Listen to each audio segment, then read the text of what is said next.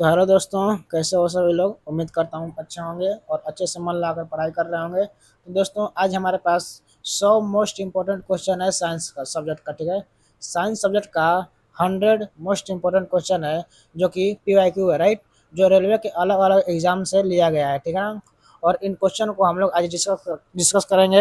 ये साइंस का most important question है। आपको आने वाला एग्जाम में NTPC हो या कोई भी एग्जाम हो रेलवे का, SSC का या किसी भी एग्जाम में, तो इसमें से आपको क्वेश्चन देखने को मिल सकता है, ठीक है ना। हमने क्वेश्चन को छांट छांट के लिया है, अलग अलग जो भी क्वेश्चन है सारा PYQ है, ठीक है। तो हम सब क्वेश्चन को बहुत ही कम समय में कोशिश करेंगे कि बहुत ही कम समय में इसको डिस्कस किया जा सके। और थोड़ा थोड़ा एक्सप्लेनेशन भी दूंगा मैं, और अच्छे से डिस्कस करूंगा, ठीक है। तो हमने लिया है साइंस का क्वेश्चन, ठीक है। टोटल 100 क्वेश्चन है साइंस का लिया गया है, और जो कि सारा PYQ है, ठीक है। सारा PYQ क्वेश्चन लिया गया है, और रेलवे के जो अलग अलग एग्जाम में पूछा गया है उसमें से क्वेश्चन को लिया गया है, राइट। तो चलो बिना किसी देरी के हम लोग शुरू करते हैं 100 क्वेश्चन को डिस्कशन। देखो, ये किसके किसके लिए इंपॉर्टेंट है। तो जो रेलवे का NTPC का एग्जाम है जो अभी चल रहा है, उसके लिए तो VVI है, मोस्ट इंपॉर्टेंट है, राइट। और इसके बाद RRB का जितना भी अदर एग्जाम है उसके लिए भी मोस्ट इंपॉर्टेंट है। SSC CGL हो गया, CHSL हो गया, GD हो गया, स्टेनोग्राफर हो गया, इन सारी चीज़ों के लिए ये बहुत इंपॉर्टेंट है। इसके अलावा जो है BPSC है, BSSC है, BRSSC, BPSC और मेनी मोर जनरल एग्जामिनेशन, जो भी जनरल एग्जामिनेशन है सबके लिए साइंस सब में पूछता है, और सबके लिए ये इंपॉर्टेंट क्वेश्चन है। आपको किसी भी एग्जाम में ऐसा ही क्वेश्चन देखने को मिलता है, ठीक ना। क्वेश्चन काफ़ी अच्छे अच्छे लिए गए हैं, PYQ भी लिए गए हैं, छांट छांट के लिए गए हैं। तो आपको इसमें काफ़ी कुछ सीखने को मिलेगा। सब काफ़ी क्वेश्चन, सारा क्वेश्चन लगा लोगे तो इसमें से क्वेश्चन आपको लड़ सकता है, ऐसा क्वेश्चन देखने को मिल सकता है, क्योंकि यही क्वेश्चन आप लोग को बार बार रिपीट किया जाता है रेलवे या जो भी एग्जाम हो रहा है उसके द्वारा। तो चलो हम लोग अब क्वेश्चन को शुरू करते हैं बिना किसी देरी के, बिना किसी बकवास के। तो क्वेश्चन नंबर 1 से हम लोग देखते हैं। क्वेश्चन नंबर 1 बोल रहा है कि किसी द्रव्य का क्वथनांक यानी बॉइलिंग पॉइंट ऊंचाई बढ़ने पर क्यों घटता है। तो देखो इसका आंसर क्या होगा। जब हम ऊंचाई पर जाते हैं तब प्रेशर कम हो जाता है, ठीक ना। जितना ही ऊंचा जाओगे उतना ही ठंडा पाओगे, प्रेशर कम हो जाता है, ठीक है। और जब प्रेशर कम हो जाता है तो हमें कम टेम्परेचर पर भी बॉइलिंग पॉइंट यानी क्वथनांक अटेन हो जाता है, ठीक ना। मान लो कि अगर हम हाई अल्टीट्यूड पर जा रहे हैं तो वहाँ का प्रेशर कम हो जाता है, तो बहुत ही कम टेम्परेचर पर पानी खौलने लगता है, और जब पानी खौलने लगता है, उबलने लगता है, उसी को बोलते हैं पानी का बॉइलिंग पॉइंट, ठीक है। अगर धरती पर पानी को उबालते हैं तो वह 100 डिग्री सेल्सियस पर उबलता है, लेकिन अगर हम ऊंचाई पर चले जाएं जहाँ पर ठंडा जगह है, टेम्परेचर कम है, तो वहाँ पे जो है बहुत जल्दी पानी उबलने लगता है। ऐसा क्यों होता है? क्योंकि वहाँ पर प्रेशर कम हो जाता है, और जब प्रेशर कम होता है तो कम टेम्परेचर पर बॉइलिंग पॉइंट आ जाता है। बॉइलिंग पॉइंट में यानी कम टेम्परेचर पर पानी खौलने लगता है, यानी ऊंचाई बढ़ने पर किसी द्रव्य का क्वथनांक घट जाता है। तो इसका आंसर क्या होगा? मैंने इतना एक्सप्लेन कर दिया, बताओ कि वायु का दाब घटने से, ठीक है। प्रेशर कम हो जाता है, इसलिए कम प्रेशर पर कम टेम्परेचर हो सॉरी कम कम प्रेशर होने से कम ही टेम्परेचर पर वो खौलने लगता है। अगर प्रेशर कम हो जाता है तो बहुत ही कम समय पर पानी जो है उबलने लगता है, अपने बॉइलिंग पॉइंट को अटेंड कर लेता है। तो इसका आंसर क्या होगा? प्रेशर डिक्रीमेंट, यानी वायु के दाब को घटने से, ठीक है। तापमान कम होने से फर्क नहीं पड़ता है, जो प्रेशर कम होता है उससे फर्क पड़ता है, ठीक ना। तो प्रेशर कम होने से जो है ये बॉइलिंग पॉइंट बहुत कम टाइम में अटेंड हो जाता है, ठीक है। चलो इसको पूछा गया है 2021 में, राइट। अब देखो, चलो हम लोग क्वेश्चन नंबर 2 को देखते हैं। क्वेश्चन नंबर 2 बोल रहा है कि यदि किसी वस्तु का भार पृथ्वी पर 60 न्यूटन है, राइट, तो वही वस्तु का भार चांद पर कितने न्यूटन का हो जाएगा। तो हम लोग जानते हैं कि जो चांद है उसका गुरुत्वाकर्षण, चांद का जो गुरुत्वाकर्षण है वो पृथ्वी के गुरुत्वाकर्षण का 1/6 होता है, यानी 1/6 ऑफ अर्थ।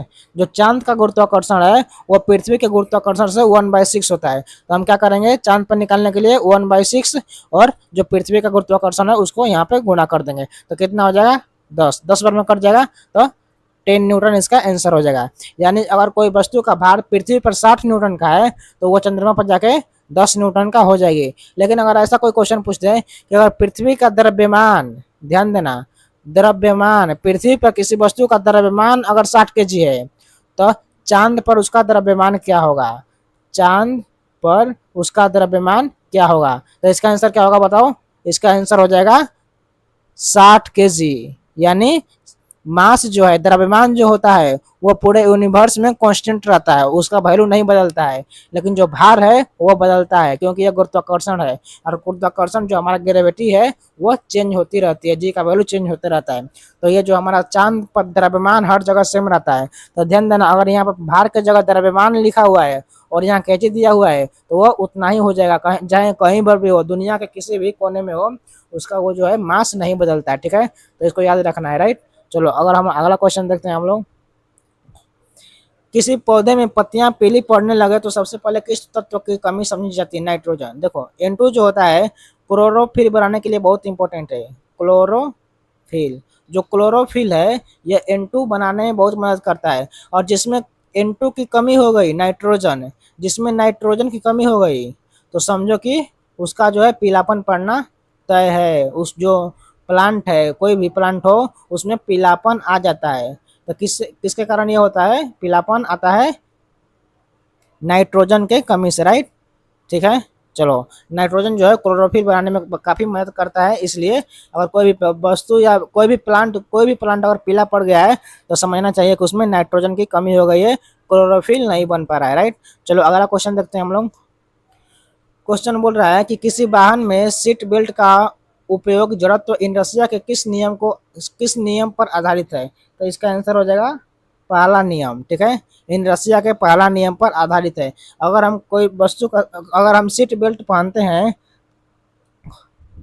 तो मान लो कि यहाँ पर गाड़ी चल रही है, हम सीट बेल्ट पहन रहे हैं, राइट। तो न्यूटन का प्रथम नियम कहता है कि जब हम कोई भी गाड़ी अचानक रुकती है तो उसमें अगर हम मोशन में हैं तो हम फिर आगे बढ़ जाएंगे, राइट। तो जो सीट बेल्ट पहन के आदमी गाड़ी चलाता है, अचानक ब्रेक मार देता है तो क्या होता है, आगे बढ़ जाता है। तो इसका क्या आंसर हो जाएगा, पहला नियम। ये इनर्शिया का पहला नियम है, न्यूटन का फर्स्ट लॉ है, राइट। न्यूटन के फर्स्ट लॉ को लॉ ऑफ इनर्शिया भी बोलते हैं, या जड़त्व का नियम भी इसको बोलते हैं। ठीक है, इनर्शिया। तो जब हम सीट बेल्ट का उपयोग करते हैं तो इसका जो उपयोग है यह इनर्शिया के पहले नियम पर आधारित है, इसको ध्यान रखना है, राइट। चलो मैंने इसका एक्सप्लेनेशन दे दिया कि क्यों होता है। अगला क्वेश्चन देखते हैं। बोल रहा है कि एक लाइट ईयर किसका माप है? एक लाइट ईयर, जो एक लाइट ईयर है ये टाइम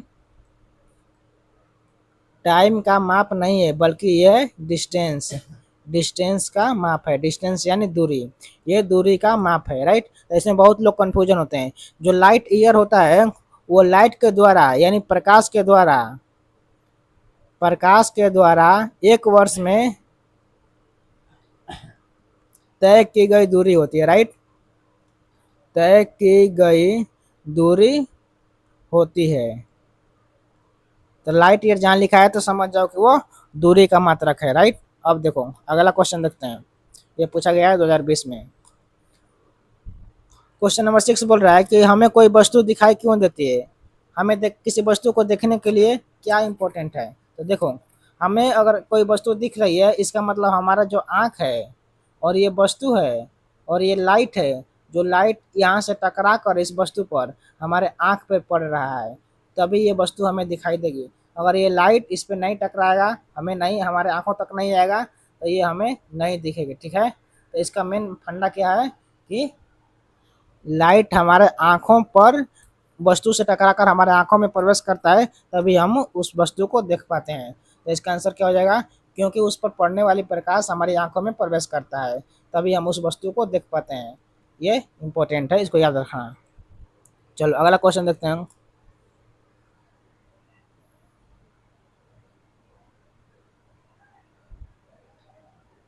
क्वेश्चन नंबर 7 बोल रहा है कि लोहा नमी के संपर्क में आने पर जंग लग जाता है, यह किसका उदाहरण है? ठीक है, लोहा जो है नमी के संपर्क में आने पर उस पर जंग लग जाता है, यह किसका उदाहरण है, राइट। तो देखो, जो लोहा होता है इसका सूत्र होता है Fe, और यह नमी के कारण यानी H2O के संपर्क में आता है तो ये बनाता है Fe2O3, राइट। और ये हो जाता है ऑक्सीडाइज। इसका जो होता है ऑक्सीडेशन हो जाता है, ऑक्सीकरण हो जाता है, और यह इसमें जो है जंग लग जाता है, जंग लग जाता है। ठीक है, तो अगर लोहा को पानी में डालते हैं और ये बाहरी O2 के संपर्क में आता है तो ये बनाता है फेरस ऑक्साइड, जो कि एक ऑक्सीकरण की नियम है, मतलब ऑक्सीकरण का उदाहरण है। तो इसका आंसर क्या हो जाएगा? ऑक्सीकरण यानी ऑक्सीडेशन, राइट। चलो, इसको पूछा गया है सीजीएल में। अब देखो, नेक्स्ट क्वेश्चन है, पूछ रहा है कि ध्वनि का वेग किस माध्यम में सबसे अधिक होता है? तो इसका आंसर हो जाएगा इस्पात, राइट। देखो, जो ध्वनि होती है वो जो ठोस होता है, ठोस, उसमें इसका जो है वेग सबसे, सॉरी सॉरी, ध्वनि का वेग किस माध्यम में सबसे अधिक होता है? तो ध्वनि का वेग जो है इस्पात, हाँ, ठोस, ठोस में सबसे अधिक होता है, राइट। अब देखो क्यों, जो ठोस होता है वो क्रिस्टलाइन होता है, और इसमें जो है ध्वनि, हमारी ध्वनि सबसे तेजी से ट्रेवल करती है, मानी सबसे फास्ट वो ट्रेवल करती है। और इसके बाद जो होता है, ठोस के बाद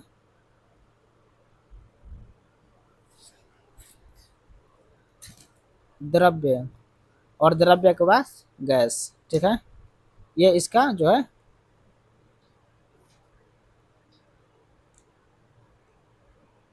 ठोस में सबसे अधिक वो ट्रेवल करती है, सबसे फास्ट जाती है, उसके बाद द्रव्य में, उसके बाद गैस में, ठीक है। तो इसका आंसर क्या हो जाएगा? इस्पात। इस्पात क्या है?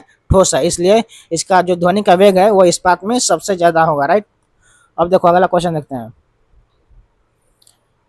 बोल रहा है कि मानव शरीर में कार्बन डाइऑक्साइड का उत्सर्जन मुख्य रूप से कहाँ होता है? मानव शरीर में कार्बन डाइऑक्साइड का उत्सर्जन मुख्य रूप से कहाँ होता है? तो इसका आंसर हो जाएगा लंग्स, यानी फेफड़ा। फेफड़ा में जो है कार्बन डाइऑक्साइड का उत्सर्जन होता है, जो अल्वियोली होती है हमारी, अल्वियोली, यहाँ पर जो है O2 CO2 में चेंज हो जाता है, ठीक है। तो यहाँ पर कार्बन डाइऑक्साइड का फॉर्मेशन यानी उत्सर्जन हो जाता है। अगला क्वेश्चन देखते हैं। जब सफेद प्रकाश प्रिज्म से होकर गुजरता है तो वह कई रंगों में विभाजित हो जाता है, इस घटना को क्या कहते हैं? देखो,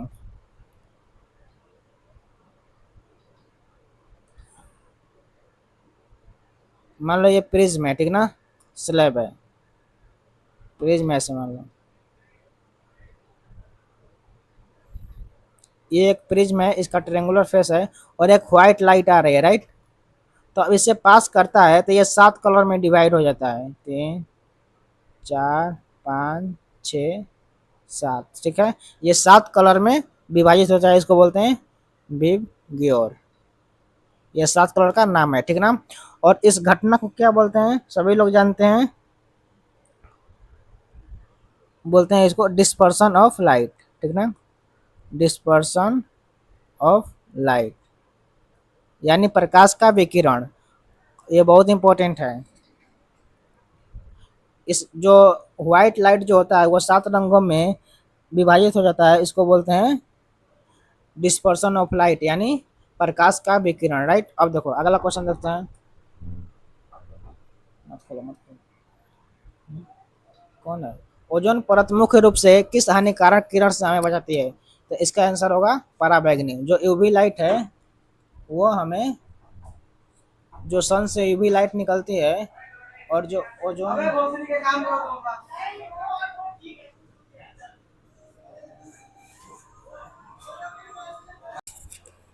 तो इसका आंसर क्या हो जाएगा हमारे पास? इसका आंसर हो जाएगा यूवी रेडिएशन, यानी पराबैंगनी किरण, राइट।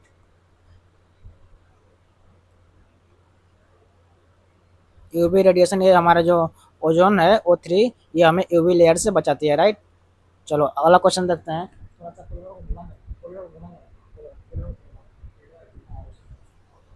क्वेश्चन नंबर 12 क्या बोल रहा है कि तरल पदार्थों में ऊष्मा का संचरण किस विधि से होता है? तो इसका आंसर हो जाएगा संवहन, इसको बोलते हैं कन्वेंशन, कन्वेंशन।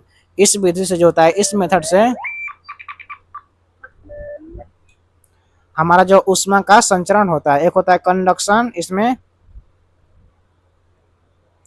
और एक होता है रेडिएशन। ध्यान देना, जो सूर्य से किरणें आती है उसको रेडिएशन को फॉलो करती हैं, और जो मेटल मेटल से होता है वो कंडक्शन होता है, यानी किसी से हम छुआ रहे हैं, टच, टच, वो कंडक्शन होता है, और कन्वेंशन जो होता है उष्मा जो होती है, उष्मा का संचरण तरल पदार्थ यानी लिक्विड में होता है, राइट। चलो अगला क्वेश्चन देखते हैं। अगला क्वेश्चन बोल रहा है कि डीएनए का डबल हेलिक्स मॉडल किसने प्रस्तुत किया था, राइट। डीएनए का डबल हेलिक्स मॉडल किसने प्रस्तुत किया था? तो इसका आंसर हो जाएगा option number B, Watson and Crick. इन्होंने जो है डीएनए का डबल हेलिक्स मॉडल को प्रस्तुत किया था, राइट।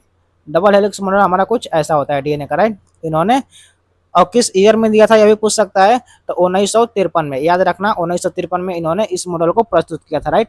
चलो अगला क्वेश्चन देखते हैं। अगला क्वेश्चन बोल रहा है कि ध्वनि की तरंगे निर्वात में क्यों नहीं चल पाती है? ऐसा क्या होता है निर्वात में कि ध्वनि की तरंगे नहीं चल पाती है? तो हम जानते हैं कि जो ध्वनि को ट्रांसफर यानी चलने के लिए एक मीडियम की जरूरत होती है, एक माध्यम की जरूरत होती है, ठीक है। या तो वो सॉलिड में ट्रेवल कर सकती है, या तो लिक्विड में, या तो गैस में। इन तीनों में से कोई एक रहना चाहिए ध्वनि को ट्रेवल करने के लिए, ध्वनि को चलने के लिए। तो जो निर्वात होता है उसमें से ये कुछ नहीं होता है, वो खाली स्थान होता है, फ्री स्पेस, इसलिए वो माध्यम के अनुपस्थिति होने की वजह से नहीं चल पाती है ध्वनि की तरंगे। इसको याद रखना है कि ध्वनि सिर्फ किसी मीडियम में ही, किसी माध्यम में ही ट्रेवल कर सकती है, यानी वो चल पाती है, राइट। चलो अगला क्वेश्चन, क्वेश्चन नंबर 15 बोल रहा है कि मानव शरीर में इंसुलिन का स्रवण किस अंग से होता है? यही इंसुलिन है जो हमारा शुगर लेवल को कंट्रोल करता है, राइट। शुगर लेवल जिसको बोलते हैं ना, बीपी बढ़ गया, बीपी डाउन हो गया, तो ये जो होता है इंसुलिन जो है इसको रेगुलेट करता है। तो जो इंसुलिन है एक हार्मोन है, और ये किस ऑर्गन से यानी किस अंग से स्रावित होता है? इसका आंसर बताओ तुम लोग। इसका आंसर हो जाएगा अग्नाशय, अग्नाशय यानी पेनक्रियाज, राइट। तो ये किससे सेक्रेट होता है? पेनक्रियाज से। इंसुलिन जो है पेनक्रियाज यानी अग्नाशय से सेक्रेट होता है, और ये जो है ब्लड शुगर लेवल को रेगुलेट करता है। इसको याद रखना है, राइट। ये पूछा गया है सीजीएल में। अगला क्वेश्चन देखते हैं हम लोग। कह रहा है कि भूकंप का मापन किस पैमाने से किया जाता है? तो जो भूकंप का मापन है वो रिक्टर स्केल से किया जाता है, right. Richter scale, option number B. Richter scale से जो है अर्थक्वेक का कितना मैग्नीट्यूड है उसको हम नापते हैं, ठीक ना, भूकंप। और भूकंप जो है यहाँ पे जहाँ से ओरिजिन होता है उसको बोलते हैं पृथ्वी। मान लो कि यहाँ पर अर्थक्वेक आया, राइट। और जहाँ पे ये शुरू हुआ, जहाँ पे भूकंप शुरू हुआ उसको बोलते हैं हाइपोसेंटर, ठीक है। केंद्र, जो भूकंप का केंद्र है उसको हाइपोसेंटर बोलते हैं। और मान लो कि ये पृथ्वी है, ठीक ना, ये पृथ्वी के नीचे हो रहा है, और पृथ्वी पर जिस पॉइंट पर ये मापा गया, जिस पॉइंट पर इसका असर दिखा उसको बोलते हैं EP centre, right. EP centre, right, ये होता है। ये इसको मापते किससे हैं? रिक्टर स्केल से, राइट। अब देखो क्वेश्चन नंबर 17 बोल रहा है जी, जब प्रकाश की किरण कांच से वायु में जाती है तो उसकी गति क्या होती है? मान लो ये कांच है, राइट, और ये लाइट की रेडिएशन आ रही है इस पर। तो जब ये एयर से कांच में यानी ग्लास में प्रवेश करती है तो इसका जो है स्पीड घट जाता है। स्पीड क्या होगा, चाल क्या होगा, घट जाएगी, उसकी गति क्या होगी, घट जाएगी। लेकिन उसका फ्रीक्वेंसी सेम रहता है, फ्रीक्वेंसी नहीं बदलता है, ठीक है, फ्रीक्वेंसी सेम रहता है। तो इसका आंसर क्या हो जाएगा, उसका गति क्या हो जाती है, घट जाती है। तो इसका आंसर याद रखना। नहीं नहीं, हाँ, ये अगर एयर से ग्लास में यानी हवा से ग्लास में आ रही है तो वो घट जाएगी। लेकिन क्वेश्चन में बोल रहा है कि कांच से वायु में जाती है, तो हमारा ये कांच है और इससे वायु में जाएगी तो उसका गति जो है बढ़ जाएगी। तो इसका आंसर हो जाएगा बढ़ जाएगी, ठीक है। अगर एयर से ग्लास में जा रही है यानी वायु से कांच में जा रही है तो गति घट जाती है, स्पीड कम हो जाती है। देखो ये सॉलिड है, कांच है, और जो एयर से कांच में जाती है तो वस्तु की गति घट जाती है। लेकिन अगर गति से, अरे सॉरी, कांच से एयर में जाती है तो उसकी गति जो है बढ़ जाती है, इंक्रीज हो जाती है, राइट। तो इसको याद रखना। चलो क्वेश्चन नंबर 11, क्वेश्चन नंबर 18 देखते हैं हम लोग कि श्वेत रक्त कण डब्ल्यूबीसी का मुख्य कार्य क्या है? डब्ल्यूबीसी यानी white blood cells, white blood corpuscles इसको बोलते हैं। इसका मुख्य काम क्या है? तो इसका मुख्य काम है हमारे जितना भी शरीर में कुछ छोटे मोटे रोग हो जाते हैं अंदरूनी अंगों में, उसको जो है रोगों से ये रक्षा करता है, ठीक है। डब्ल्यूबीसी का मेन काम है कोई भी मान लो कि प्रॉब्लम हो गया उससे फाइट करना, ठीक है। ये फाइट करता है, फाइटिंग एजेंट है, रोगों से हमारी रक्षा करता है, राइट। अब देखो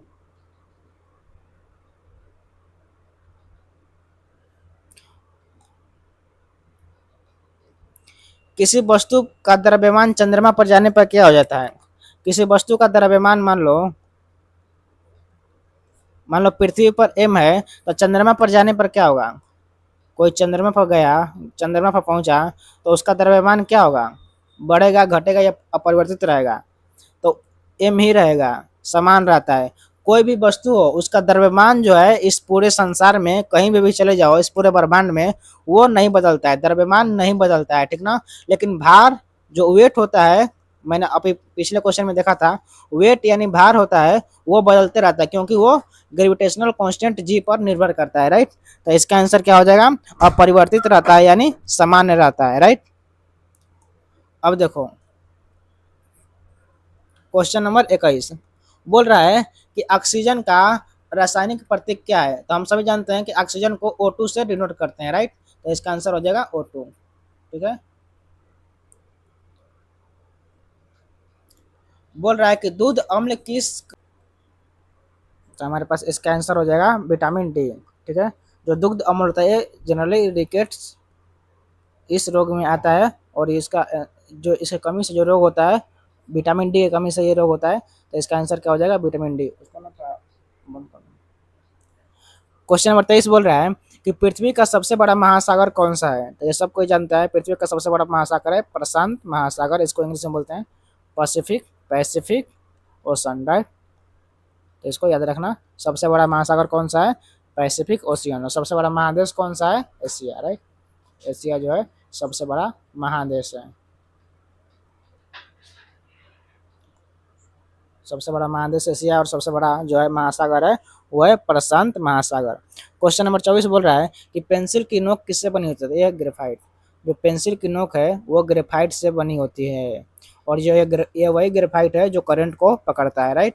तो आप पेंसिल के दोनों नोक से किसी तार में उसको किसी तार से जोड़ देते हैं, तो उसमें जो है करंट फ्लो होने लगता है, यानी विद्युत धारा प्रभावित होने लगती है, राइट। चलो अगला क्वेश्चन देखते हैं। क्वेश्चन नंबर बोल रहा है कि बिजली का बल्ब किसने बनाया था। तो जो बिजली का बल्ब है वो थॉमसन थॉमस एडिसन ने बनाया था। थॉमस एडिसन ने बिजली के बल्ब का जो है आविष्कार किया था, राइट। तो क्वेश्चन नंबर 25 का आंसर क्या हो जाएगा, थॉमस एडिसन।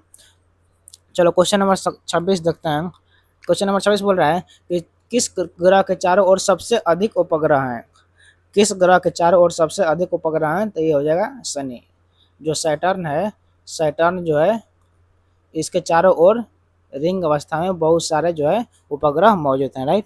चलो ऑप्शन नंबर क्वेश्चन नंबर 27 देखते हैं। क्वेश्चन नंबर 27 बोल रहा है कि भारत का राष्ट्रीय फल कौन सा है। तो ये आम है, राइट। राष्ट्रीय फल आम है, राष्ट्रीय फूल कमल है, ठीक है। राष्ट्रीय मिठाई जलेबी।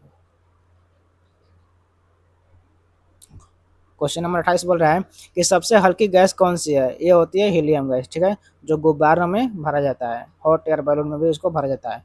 तो जो He गैस है ये नॉन रिएक्टिव गैस है, नॉन रिएक्टिव गैस, ये नोबेल गैस के श्रेणी में आती है, राइट। तो इसका आंसर क्या हो जाएगा, हीलियम।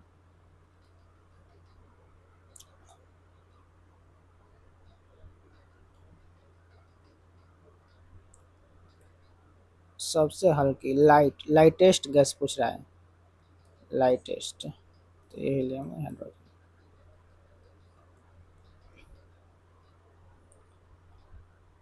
क्वेश्चन नंबर 29 देखते हैं, राइट। क्वेश्चन नंबर 31 बोल रहा है कि मनुष्य के शरीर में कितनी हड्डियां होती है। तो मनुष्य के शरीर में कितनी हड्डियां होती है, 206। जो मनुष्य का शरीर है उसमें टोटल 206 हड्डियां पाई जाती हैं, राइट।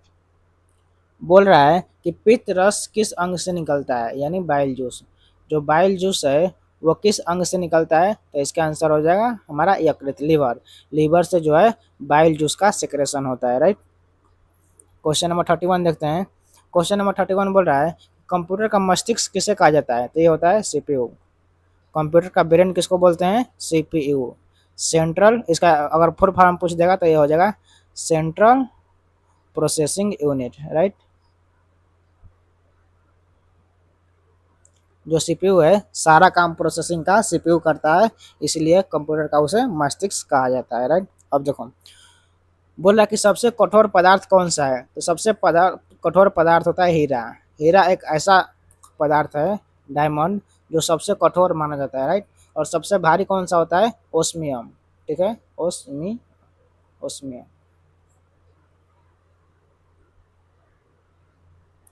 शुद्ध पानी का पीएच मान कितना होता है? तो जो शुद्ध पानी है वो एकदम न्यूट्रल होता है, उसका पीएच जो होता है 7 होता है, यानी उदासीन होता है, राइट।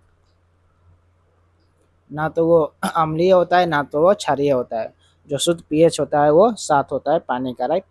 क्वेश्चन नंबर 34 बोल रहा है कि श्वेत रक्त कणिकाओं का मुख्य कार्य क्या है? जो श्वेत रक्त कणिकाएं यानी डब्ल्यूबीसी हैं, उनका मुख्य कार्य होता है रोगों से रक्षा करना, ठीक है, वो रोगों से फाइट करने का काम करती हैं, राइट। चलो क्वेश्चन नंबर 35 देखते हैं हम लोग। क्वेश्चन नंबर 35 बोल रहा है कि टेलीफोन का आविष्कार किसने किया था? Graham bell. ग्राहम बेल जो थे उन्होंने टेलीफोन का आविष्कार किया था, राइट। अब क्वेश्चन नंबर 36 बोल रहा है कि सूर्य की रोशनी में कौन सी विटामिन बनती है? तो ये होता है विटामिन डी। लोग कहते हैं ना कि धूप में बैठने से आपको एक विटामिन मिलती है जिसका नाम है विटामिन डी। तो सूर्य की रोशनी से कौन सी विटामिन मिलती है? Vitamin D.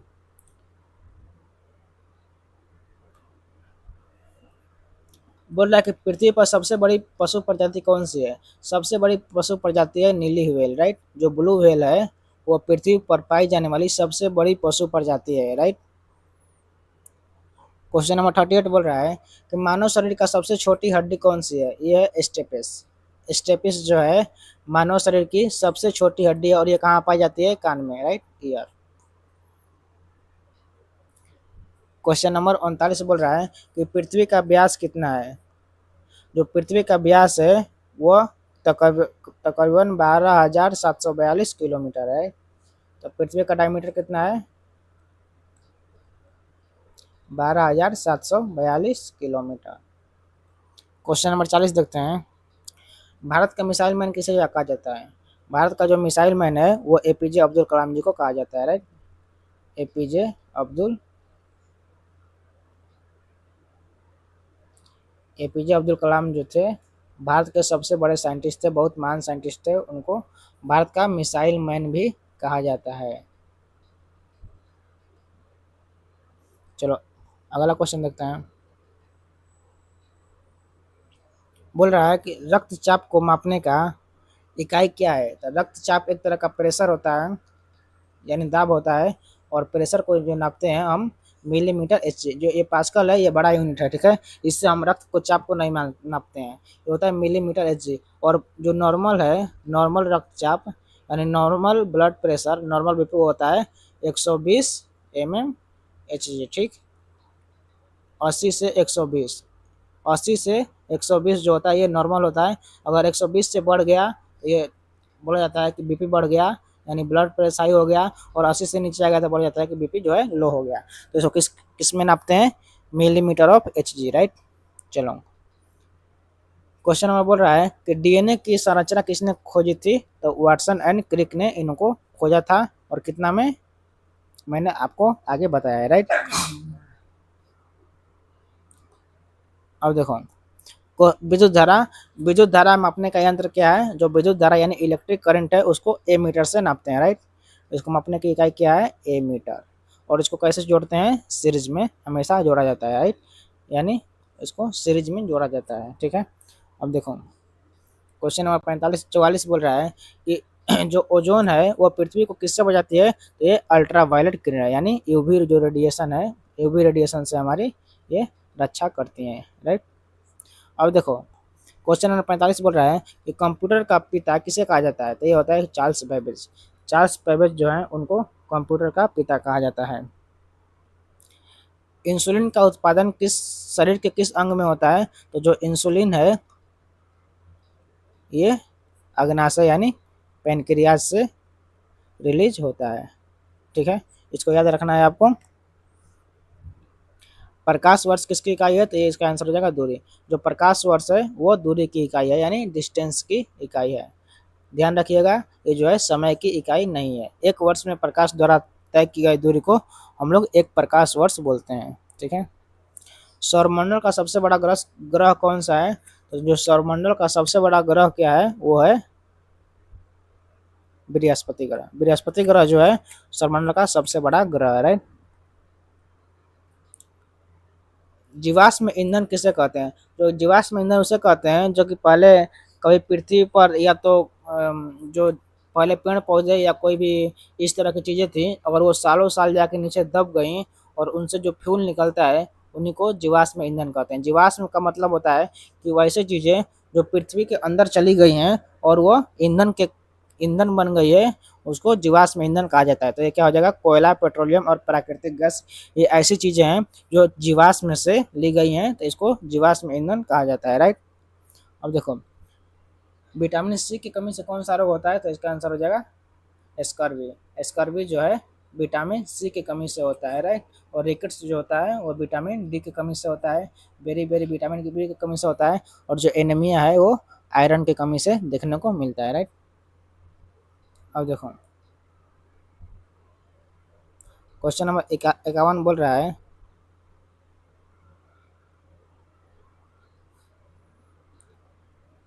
ध्वनि किस माध्यम में सबसे अधिक होती है? जो ध्वनि सबसे अधिक होती है वो ठोस में, यानी सॉलिड स्टेट में सबसे ज़्यादा ट्रेवल करती है। जो ध्वनि के गति का जो जो ध्वनि है, हमारा जो साउंड है, वो ठोस में यानी सॉलिड में सबसे ज़्यादा ट्रेवल, सबसे फास्ट ट्रेवल करता है। उसके बाद हो जाता है लिक्विड में, और उसके बाद गैस में, और जो निर्वात होता है यानी वैक्यूम होता है, वैक्यूम में ध्वनि ट्रेवल नहीं कर पाते, यानी साउंड का ट्रेवल नहीं हो पाता है, ध्वनि का गति नहीं हो पाता है वैक्यूम में। तो याद रखना, इसका आंसर हो जाएगा ठोस, राइट। अब देखो, क्वेश्चन नंबर 52 बोल रहा है कि पृथ्वी पर दिन और रात क्यों होते हैं? तो पृथ्वी पर जो दिन रात होता है वो पृथ्वी के घूर्णन गति के कारण होता है, राइट। पृथ्वी जो घूमती है आपको 24 घंटा में, इसी के कारण आपको दिन रात होते रहता है। जब पृथ्वी अपने अक्ष पर घूमती है उसके कारण दिन रात होता है। और जो पृथ्वी जो है वो सूर्य के चारों तरफ घूमती है, राइट। मान लो कि ये सूर्य है और पृथ्वी इसके चारों ओर घूम रही है, तो इससे हमारा मौसम बदलता है, जाड़ा, गर्मी, बरसात आता है। और जो पृथ्वी अपने अक्ष पर घूमती है इससे दिन रात होता है, ठीक है ना, दिन और रात। तो जो पृथ्वी का घूर्णन गति है उससे जो होता है दिन रात होता है, और पृथ्वी के जो परिक्रमा है, परिभ्रमण गति होता है, उससे मौसम का बदलाव होता है, ठीक ना। मौसम रात बदलते हैं, मौसम बदलते रहते हैं। अब देखो, बोल रहा है कि रक्त का पीएच कितना होता है? तो सभी जानते हैं कि रक्त है जो थोड़ा वो बेसिक होता है, उसका पीएच 7 से थोड़ा ज़्यादा होता है। तो कितना होता है? 7.4। और थोड़ा सा क्षारीय होता है रक्त, ध्यान रखिएगा, क्षारीय नेचर का होता है। अब देखो, क्वेश्चन नंबर 54 बोल रहा है कि प्रकाश वर्ष किसका मात्रक है? हमने देख लिया था, प्रकाश वर्ष दूरी का मात्रक है, राइट। अब देखो, क्वेश्चन नंबर 55 बोल रहा है कि अमीबा का भोजन का पाचन कहाँ होता है? तो अमीबा एक प्रजाति है, अमीबा, जो कि यूनिसेलुलर होता है, ठीक है। ये ऐसा इसका स्ट्रक्चर होता है, ये यूनिसेलुलर होता है, यानी इसमें सिर्फ एक ही सेल होता है, राइट। और इसका जो भोजन का पाचन होता है, जो जहाँ पर भोजन पचता है वो होता है फूड वैक्यूल, भोजन कर्णिका में यह भोजन का पाचन होता है। और ये मान लो कि कैसे मान लो कोई भोजन है और ये अमीबा है, तो ये जो अपने स्ट्रक्चर को ये फैला देता है। इस तरह भोजन है तो ये कुछ को ऐसे फैला देगा अपने स्ट्रक्चर को ऐसे, और इसको कुछ ऐसा करके उसको अपने अंदर ले लेगा, और पाचन होने के बाद उसको कुछ ऐसे निकाल भी देता है, ठीक ना, ऐसे इसका चलता है। देखो, ऑप्शन नंबर, क्वेश्चन नंबर 56 बोल रहा है कि डीएनए का जो डबल हेलिक्स मॉडल था उसको वाटसन एंड क्रिक ने दिया था। मैंने पहले भी इसको बता दिया है। जो ध्वनि की तीव्रता है वो किस में नापी जाती है? तो जो ध्वनि की तीव्रता है वो डेसिमल में नापी जाती है। याद रखना कि मनुष्य के लिए जो नॉर्मल डेसिबल है वो 130 तक है, ठीक है। इससे ज़्यादा होने पर आदमी को बहुत ज़्यादा सुनाई नहीं देता है, आदमी उस साउंड को नहीं सुन पाता है। इसलिए जो डीजे उजे होता है उसको एक रूल बनाया जाता है कि आपको इतना डेसिबल से इसके साउंड को हमेशा नीचे रखना होता है। चलो, क्वेश्चन नंबर 58 बोल रहा है कि सबसे अधिक कठोर पदार्थ कौन सा है? जो अब सबसे अधिक कठोर है वो डायमंड होता है। देखा, डायमंड एक ऐसा पदार्थ है जो बहुत ही ठोस होता है। श्वसन तंत्र में वायु की थैली को क्या कहा जाता है? जो हमारा श्वसन तंत्र है उसमें जो वायु की थैली है, सैक बोलते हैं इसको, इसको बोलते हैं अल्वियोली। अल्वियोली, यहीं पर जो है जो O2 है उसका एक्सचेंज होता है और CO2 बनता है, यानी हमारा शरीर जो है O2 को ले लेता है और बदले में CO2 रिलीज कर देता है। ठीक ना, तो ध्यान रखना। तो इसका आंसर क्या हो जाएगा? अल्वियोलाई। क्वेश्चन नंबर 60 बोल रहा है कि प्रोटॉन की खोज किसने की थी? जो प्रोटॉन का खोज किया था उन्होंने रदरफोर्ड ने किया था। और कब किया था? आपको यहाँ पे 1919 में इसका जो है खोज किया गया था। तो प्रोटॉन का खोज किसने किया था? रदरफोर्ड ने किया था, राइट।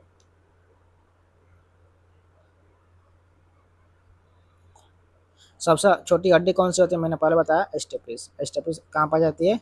ईयर में, कान में ये पाई जाती है, राइट।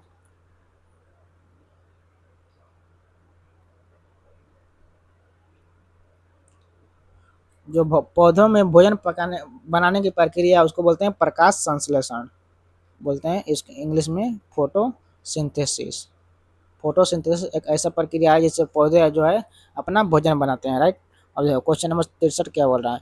क्वेश्चन नंबर 63 बोल रहा है कि मानव शरीर में इंसुलिन कौन सा रंग अंग स्रावित करता है? जो इंसुलिन है पैंक्रियाज से स्रावित होती है, मैंने पहले ही बता दिया था।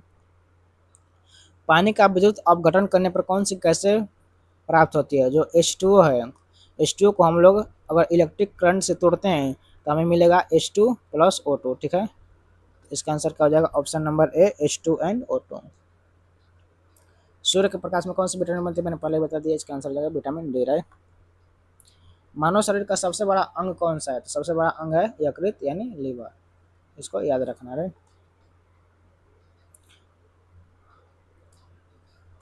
विद्युत धारा से उत्पन्न ऊष्मा का किस नियम से संबंधित है? विद्युत धारा से उत्पन्न ऊर्जा ये होता है I²RT, इसको बोलते हैं joule law of heating. Joule law of heating, joule का ऊष्मीय नियम कहता है कि जो विद्युत धारा है वो उसमें जो ऊष्मा बनती है वो जूल के नियम से बनती है, राइट। अब देखो, बस बस थोड़ा सा और। पराबैंगनी किरणें किस विटामिन का निर्माण करती है? जो पराबैंगनी किरणें है वो विटामिन डी का निर्माण करते हैं। इसका आंसर याद रखना, ठीक ना। मलेरिया किस जीव से होता है? तो मलेरिया होता है मच्छर से। मलेरिया जो होता है मच्छर से होता है। और मच्छर क्या है? प्लाज्मोडियम। प्लाज्मोडियम जो है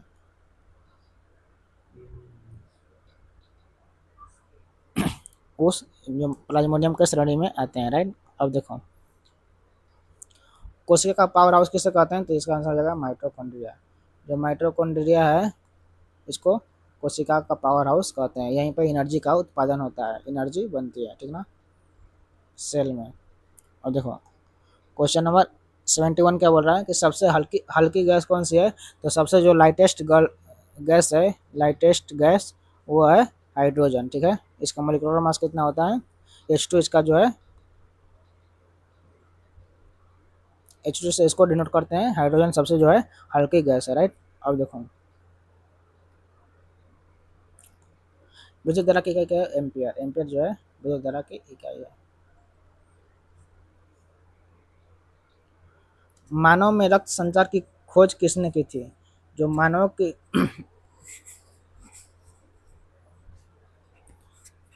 की रक्त संचार, जो हमारा जो शरीर है उसमें जो है रक्त का प्रवाह होता है, संचार होते रहता है ब्लड का, उसकी जो खोज किसने की थी? विलियम हार्वे ने की थी। विलियम हार्वे ने इसका खोज किया था, राइट। अब देखो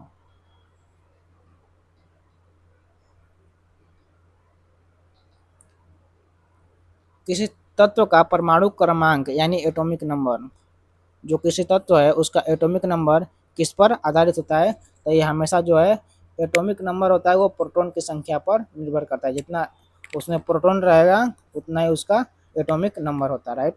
ये इलेक्ट्रॉन की संख्या पर डिपेंड नहीं करता है। इलेक्ट्रॉन जो है वो एटम को छोड़ भी सकते हैं तो उससे उसका एटॉमिक नंबर नहीं निर्धारित होता है। 75 क्वेश्चन नंबर बोल रहा है कि डीएनए और आरएनए किसका उदाहरण है। जो डीएनए और आरएनए है वो न्यूक्लिक एसिड का उदाहरण है। ये होता है न्यूक्लिक एसिड, राइट। ये न्यूक्लिक एसिड के एग्जाम्पल हैं डीएनए और आरएनए, राइट। ये पूछा गया है 2022 के शिफ्ट में, राइट। ग्रीन हाउस प्रभाव यानी ग्रीन हाउस इफेक्ट है,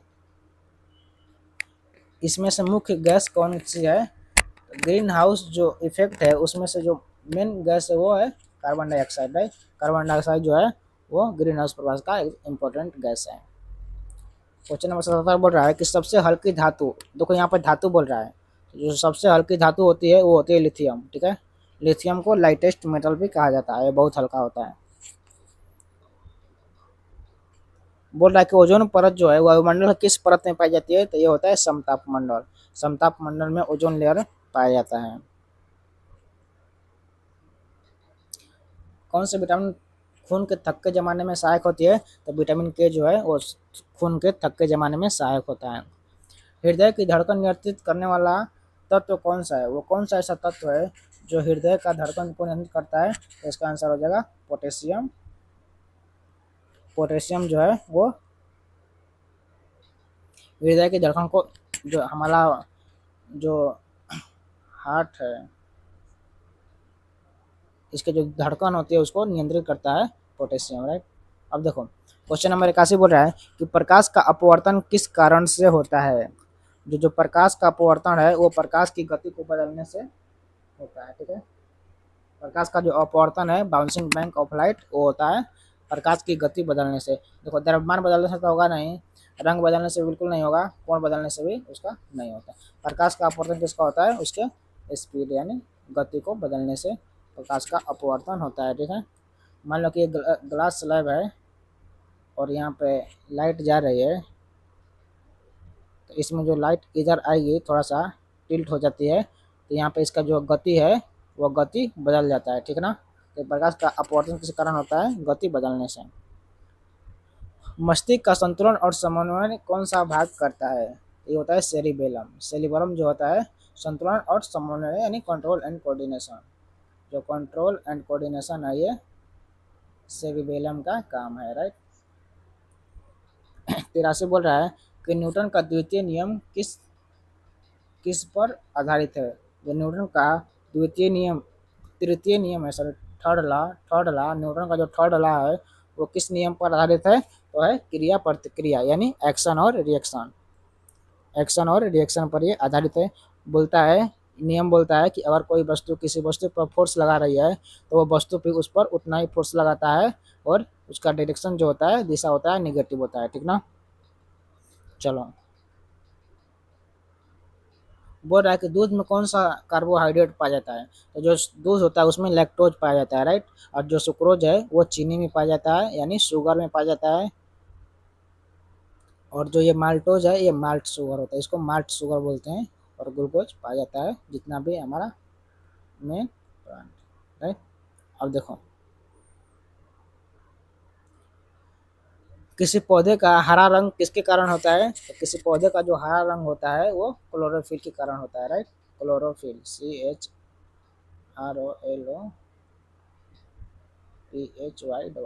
जो क्लोरोफिल होता है उसके कारण पौधों का जो है रंग हरा होता है।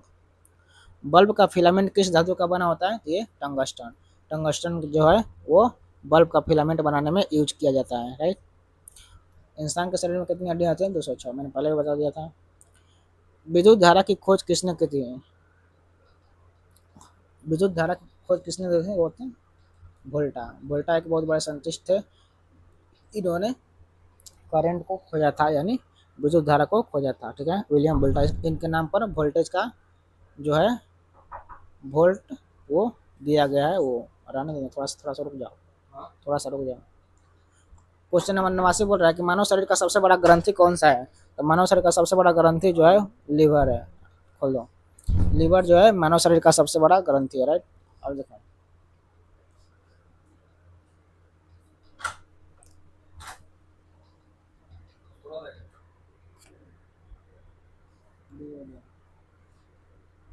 लैपटॉप का हॉटस्पॉट ऑन कर देना, लैपटॉप का हॉटस्पॉट उसमें लगता है ले। इसको ले जाइए, आप ले जाइए। अरे नहीं, ये हमारे पास लैपटॉप नहीं है। अच्छा हॉटस्पॉट आप हॉटस्पॉट ऑन कर दीजिए अपने लैपटॉप ठीक है, जाइए। का। अब उसका पासवर्ड क्या है ये बताइए। 1 से 8 तक। 1 से 8 तक। और हॉटस्पॉट का नाम?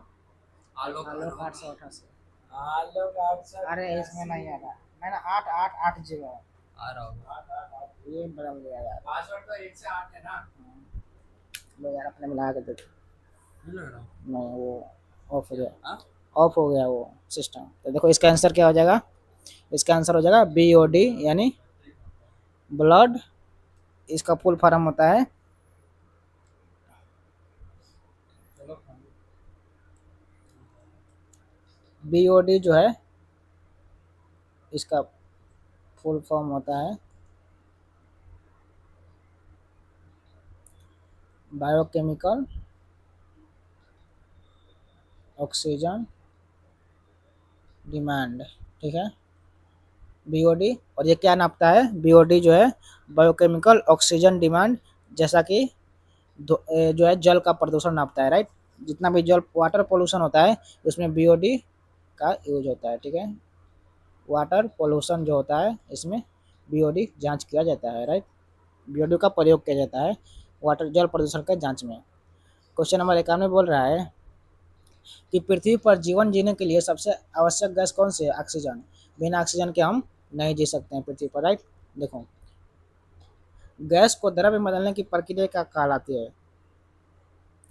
तो इसका मान लो कि ये गैस है, राइट, और इसको हम लिक्विड में बदलते हैं, तो इस प्रक्रिया को बोलते हैं कंडेंसेशन। कंडेंसेशन। इसका आंसर हो जाता है संघनन। संघनन इसका आंसर हो जाएगा। और जो हमारा सॉलिड है,